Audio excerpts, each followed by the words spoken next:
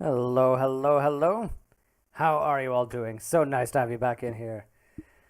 I'm excited to be getting back into this game. I don't know about you, but I have been looking forward to getting more of this story because we're finally to the main story after all this side quest distraction all the time.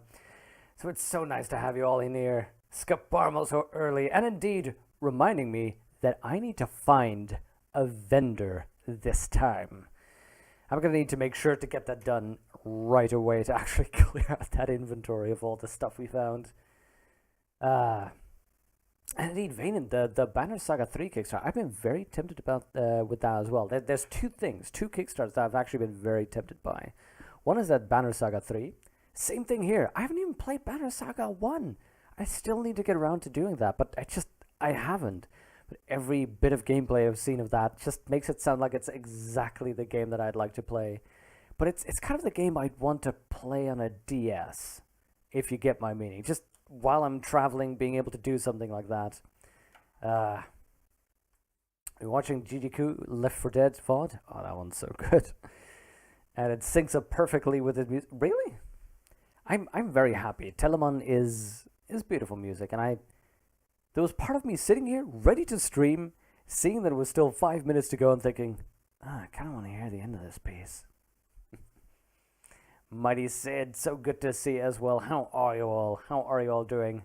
Thank you so much for being in here. So much time might be biased. Ah, yes, the eyes of nostalgia. Oh, the second thing. So one was Banner Saga 3 seems very interesting. The other one is Pillars of Eternity 2. I've been getting some mails because I backed the previous Kickstarter of explorations into Pillars of Eternity 2. Number 1 was so much fun to play. Alex, so nice to have you in here. Hi there. What's been good? My day so far has been good. How about yours? I've been having a lot of fun. I should have been doing much more than I've been doing for the past couple of days, really. I've been taking some time. I don't know if you've ever had that where you should be doing some stuff, but you've been so stressed out, it's been so tiring that you just end up doing less. And then I've learned to just take that time rather than constantly feel bad. Just sit down and go, okay, you know what? It's not getting done today. It's also not getting done tomorrow. I'm just gonna take like a mini holiday from chores. And it's been good. Just, doing the basics today. Just, a couple of loads of laundry, a couple of dishes, cleaning a bit here and there, cooking some nice food, but not that much work-wise. So I've been playing a lot of Stardew Valley. I think 2/3 of the way through the first fall, and that's been quite interesting. That's an interesting game. I've sort of cracked it like I do most of those games where I already have way too much money at the start, but it's nice and relaxing. Setting little goals, doing little quests. It's nice segmented gameplay. I like it. And played a little bit of what's it called again? Town of Salem. Jenna from chat, Jenna Gwen, explained to me how to play it. It's been interesting. I'll have to see. But that game that I've really been getting into lately, played a little bit with with Tracy earlier today, are Mellow. That really hits a sweet spot in between board games and PC games, and it works so nicely. I'm very happy with that. Huthor, nice to have you in here. Glad to have you with us. How have you been doing? Oh, I've been hearing myself again, because Twitch now does this every single time you open up that dashboard. There we go. Pausing that. You holding it together? It's tension in the air that feels like minutes before a thunderstorm. I know what you mean. It's this situation, isn't it? That political pressure that is fraught with meaning and implication, and that it's not so much what's happening. It's not so much that there's tanks rolling through streets, but it's actions that say something about the core of who we are and how we're supposed to live our lives, and the essential unfairness of it reaches out to me from newspapers, from into a screen, grabs you by the throat and just makes you say, no, this should not be happening. It felt like a Saturday. Tomorrow's going to be so disappointing. I know what you mean, actually, Ben. I had the same. It felt like a Saturday, and then you realize, oh wait, we're off tomorrow. Okay.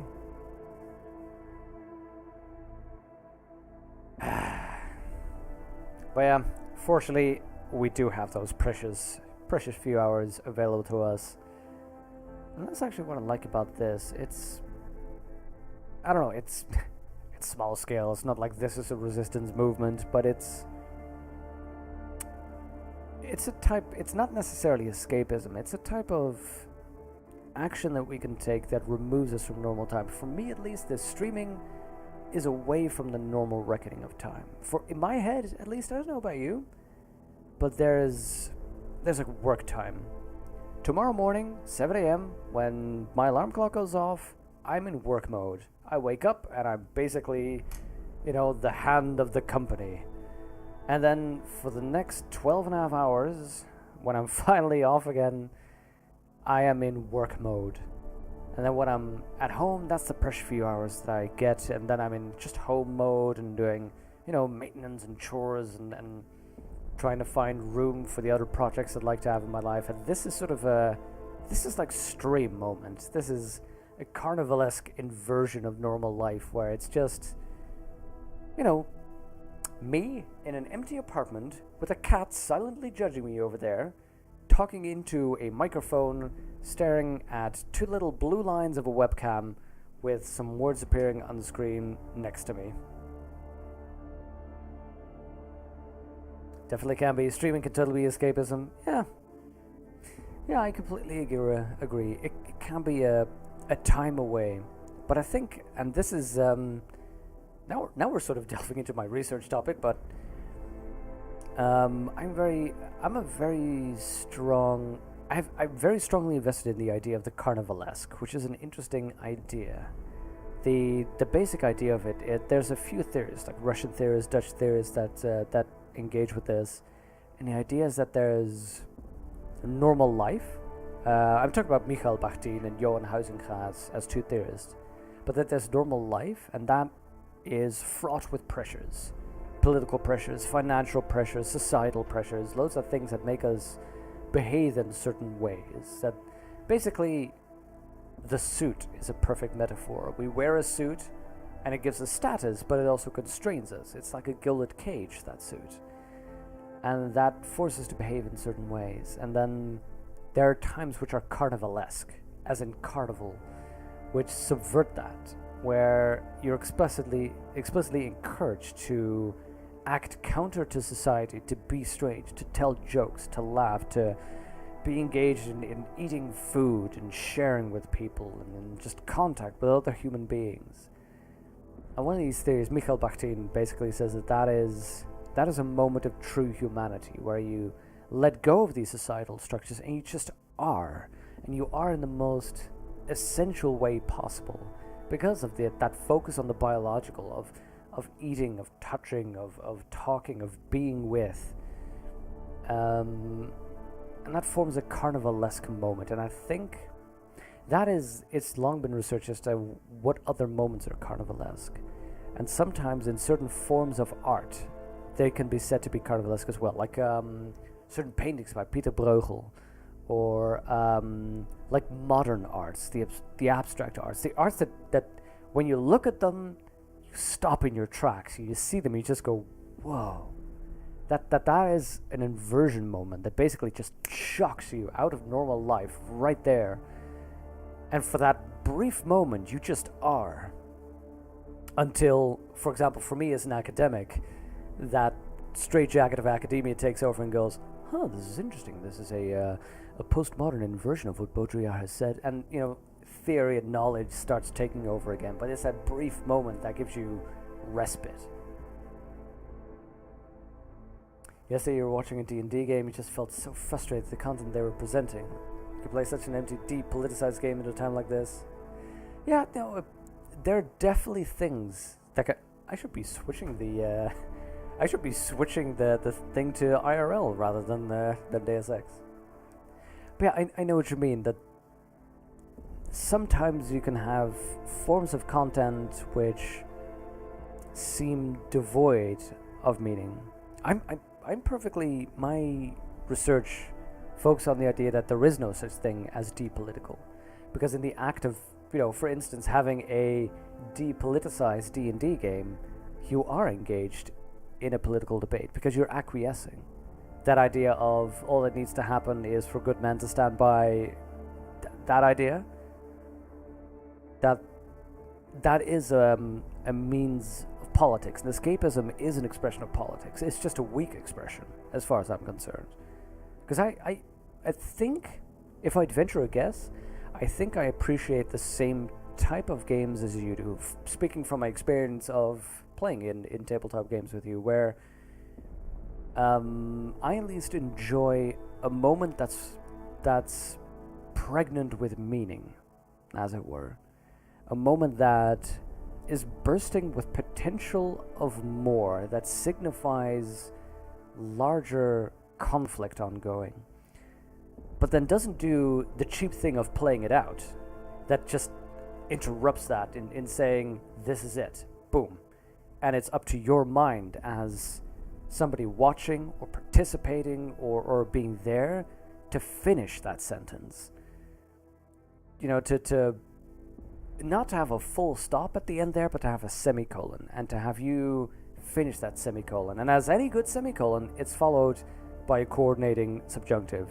However, nevertheless, a furthermore. Playing it being heroes, but it wasn't being meaningful at all. Yeah, there's that's an interesting question that you get into then, because on the one hand, there's something meaningful about playing heroes. It's sometimes games or movies or books can be power fantasies for fulfillment, which are that's interesting actually. I was mentioning earlier about Mikhail Bakhtin, the Russian scholar who talked about the Carnivalesque, and as you remember, these were, by the way, both Soviet-era theorists. That's actually quite interesting to the theory. Mikhail Bakhtin argued that that idea of the Carnivalesque, that escape from reality, was not so much an escape from reality, but a return to the true nature of human beings. That in a moment of Carnivalesque, you are a real living human being, because you're focusing on the natural. But his opponent, Lunacharsky, I've forgotten his first name, but Lunacharsky had a similar theory, but proposed the opposite, where he said, no, this is real life, and all the structures and authority and ideology that we have to deal with are necessary to maintain a society. We have to have rules. We have to, be the suit-wearing businessman and then not be strange, not give in to our base desires, because that's how you get people together and form a society.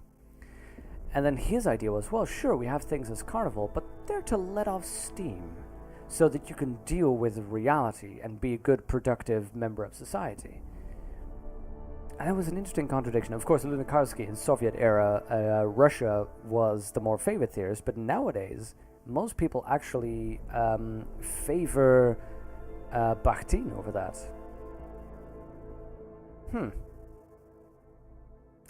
Here's the type of work I have. I just got a message, 6 p.m. Sunday evening. Yeah, you've got a work mail. Please read it. That's why I like this stuff. Everybody has a different understanding of meaningful. Yeah, fair enough, mighty Sid. We shouldn't get tempted into believing that distinction between high art and low art. Absolutely. Because that is fake as far as I'm concerned. That is an expression of politics. Takes a subject that's often elided. Yes, it was, or in this case, it wasn't meaningful to you. But yeah, that's what I meant. I think, Alex, we think alike about that when it comes to meaningfulness.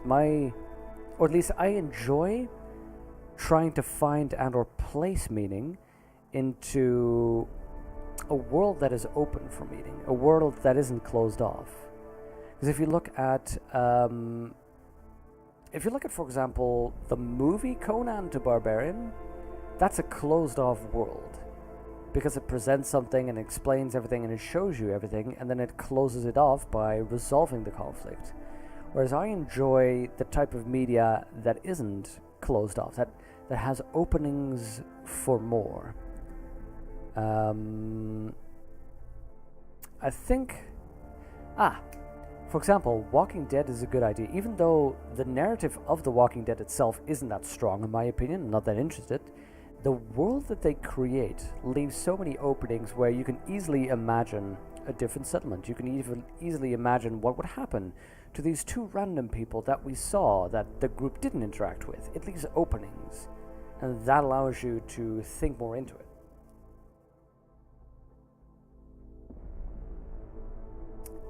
A bit earlier today, isn't it? Feta, actually, I have been starting 6 p.m. my time. That is CET now, lately. Nice to see you, by the way. That's what I like about Star Wars. Exactly, Huther, exactly.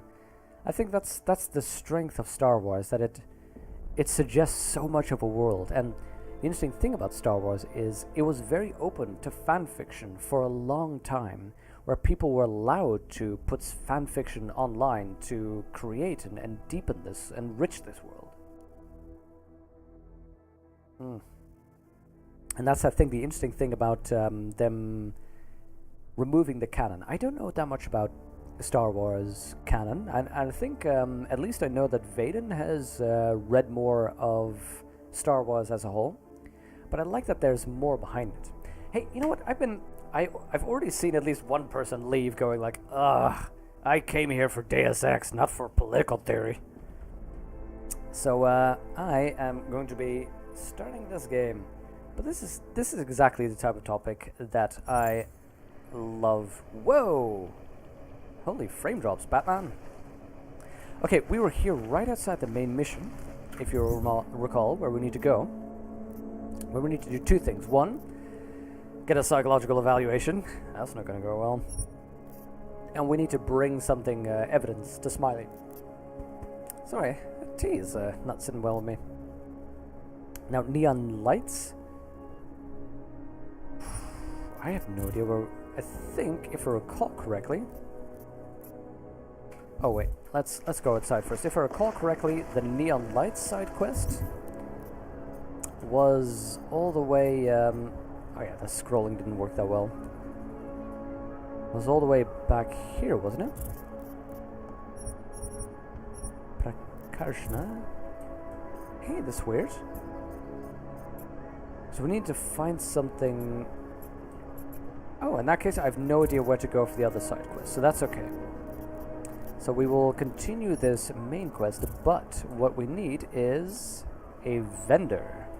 So let's see about going there and visiting that vendor and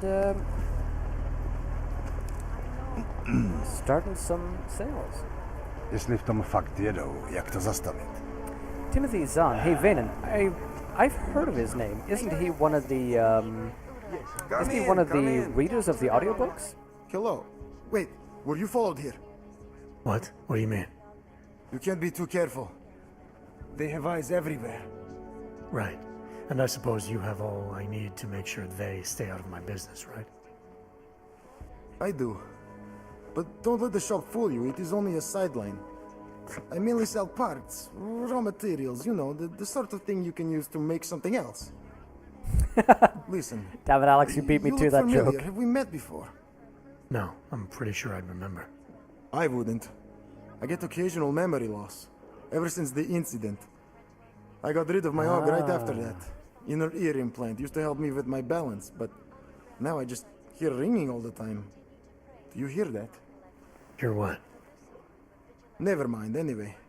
Let's change the subject. You want some of those special ingredients I mentioned? Do you know, here's a little comparison with Witcher 2, and why I like Witcher 2 better. A lot of the side quests and the people you speak to in Witcher 2, they're basically expressions of how the larger conflict, the war, has its effect on the lives of normal citizens.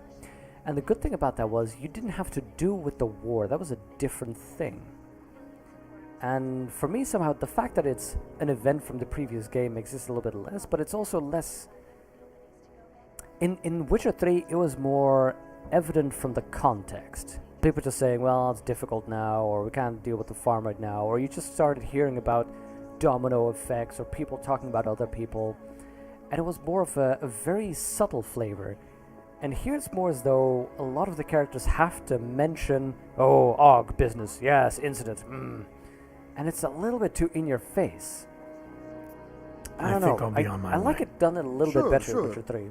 But before you go, you don't by any chance have any neuropozine you can spare, do you? I thought you got rid of your Why do you og. need it if you're not augmented anymore? My brain still thinks I am. Some joke, huh?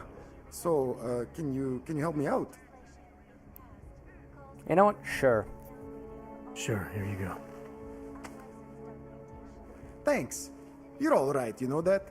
A real friend. You should go down to my basement and have a look around. I've got some cool stuff down there. Hey everyone, I have a lot of stuff in my inventory. I should go find a vendor. Wait, what? Have been protesting all over the world, and many of the protests have turned violent. This escalation in the violence Sir, I'm allowed to be here? has only And then the vendor just says, hey, I've got some free stuff for you. Why don't you go down? Check that out.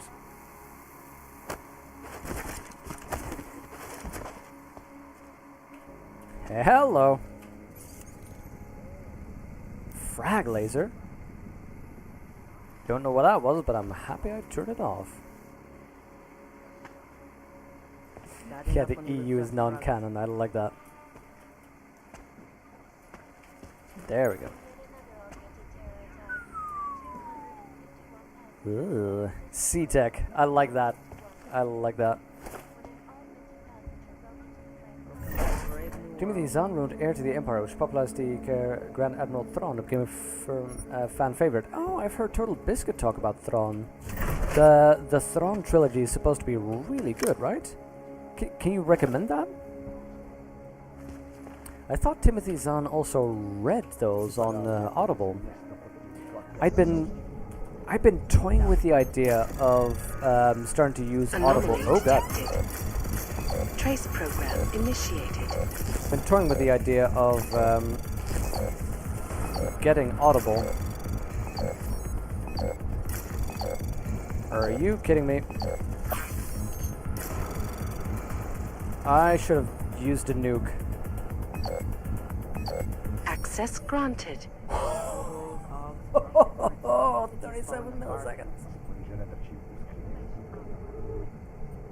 It's actually reintroduced the Disney continuity recently in the Rebel show, as well as an upcoming book. Stop chatting? Okay. Much advantage now got which game is being based on pre-existing materials. Fair enough. Because in the books as well, the war is never really... Tarvos Vault keycard. We now have 2. Oh, we are going back there. I'm going to go back there someday. Sun rises, night falls. Sometimes the vault calls. Is that some loot there? And do I belong there? That's very loud. And I'm turning it down.